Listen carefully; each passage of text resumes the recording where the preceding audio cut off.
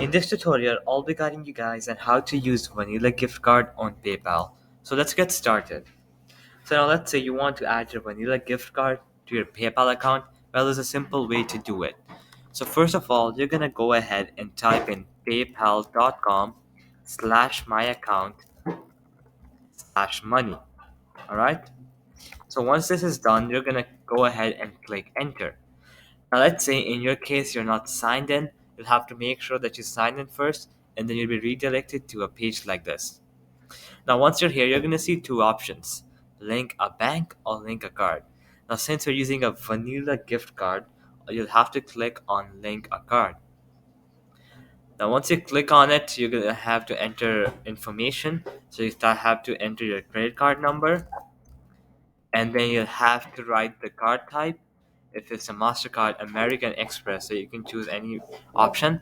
So let's say in my case it's Visa. The expiration date, so the month and the year, and then you can put the CVV or the security code, and you can type in any number. And once that is done, you can go ahead and click link card, and that will link your vanilla gift card to your PayPal account. So alright guys, that'll be it for the video. I hope it helped you out, and I'll be seeing you guys next time. Peace out.